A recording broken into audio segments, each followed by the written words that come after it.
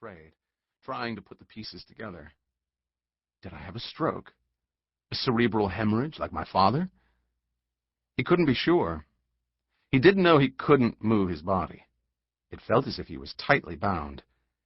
His arms were twisted around behind him, and with one exploring fingertip he could feel rough grout and the sharp edge of a kitchen floor tile. And he was wet. His clothes, his entire body. Why was he wet? He knew he wasn't thinking clearly, but could do nothing about it. Cautious here. Be cautious. Do nothing sudden. Slowly he opened his eyes, and immediately a stinging sensation made him clench them shut. As he did so, his vision registered movement nearby, and he knew he wasn't alone. He realized also that he was bound, tied up and lying on his kitchen floor.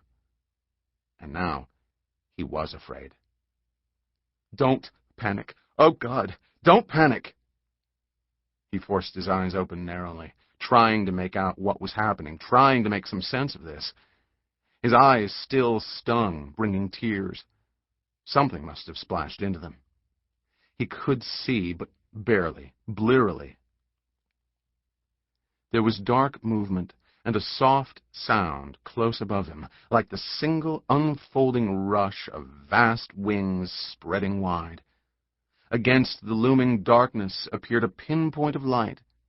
The light grew in size and intensity, then became brilliant. It was so sudden.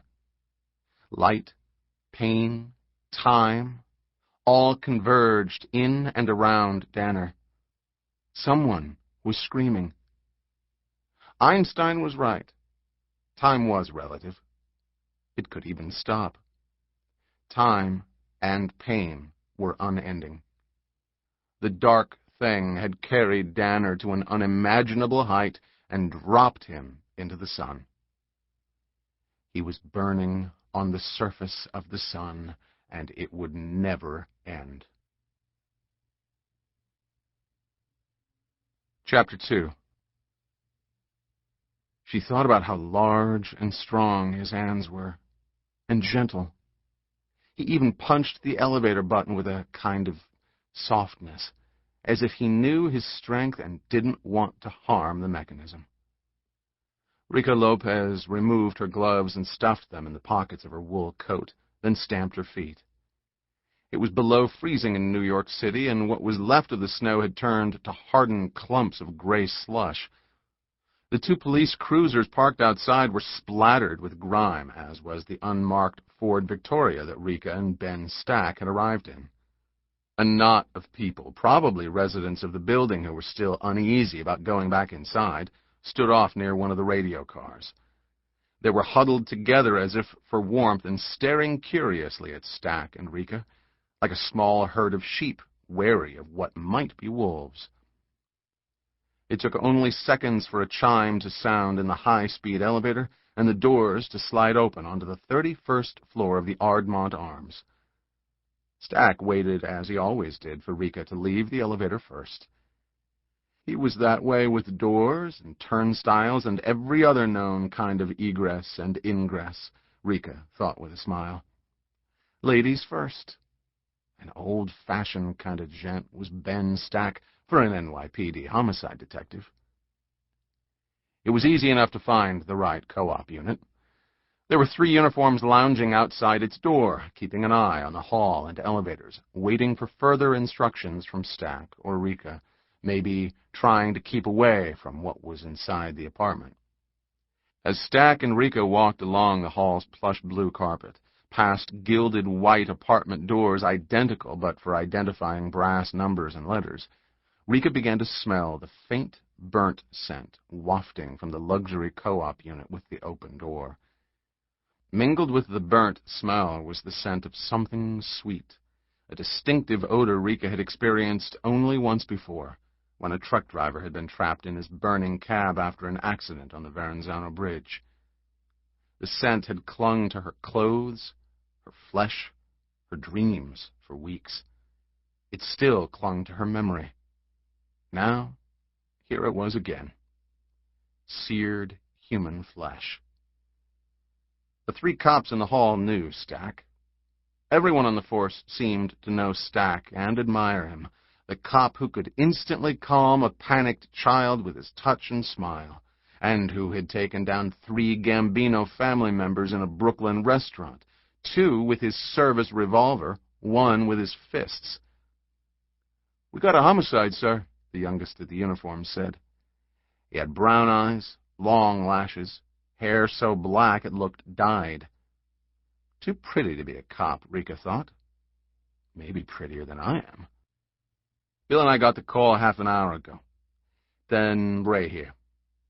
He nodded toward one of the other 3 cops, a tall, laconic-looking man with a bushy gray mustache. "We handled traffic for the FDNY. Stack looked at Rica, who shrugged. "We didn't see any fire department downstairs," Stack said. "Just your cars and some of the residents standing around looking confused." "The FDNY already left," the uniform said. "The fire was out when they got here. They knew right where to go. I mean, which unit.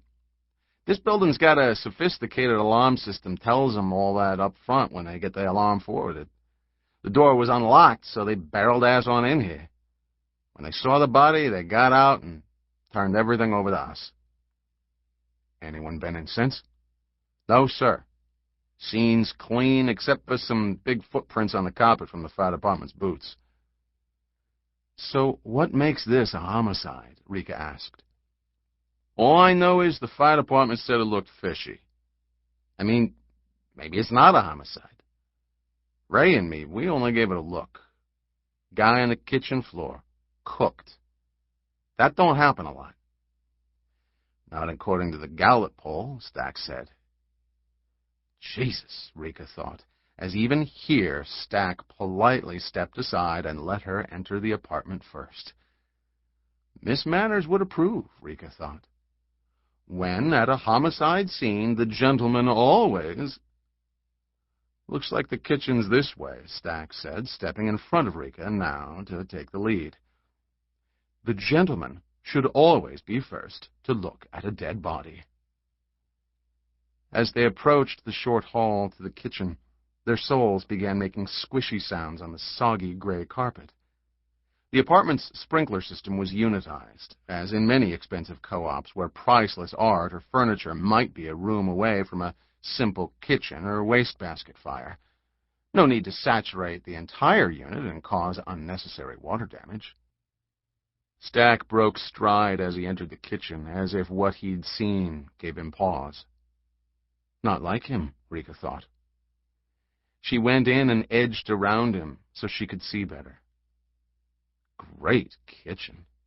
The kind she would kill for.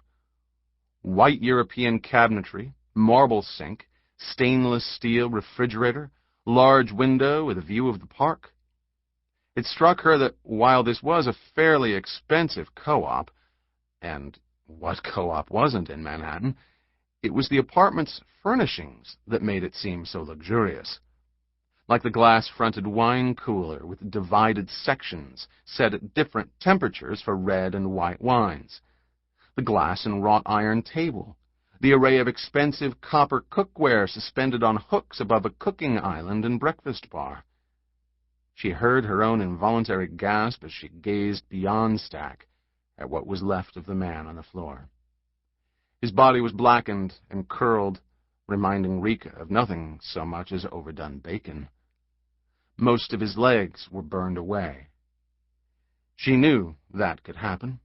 A human being's fat could catch on fire and blaze like meat in a frying pan. Stack and Rica put on their rubber gloves. Rica hadn't seen the results of a serious kitchen fire before, but that was what this looked like. A cooking accident.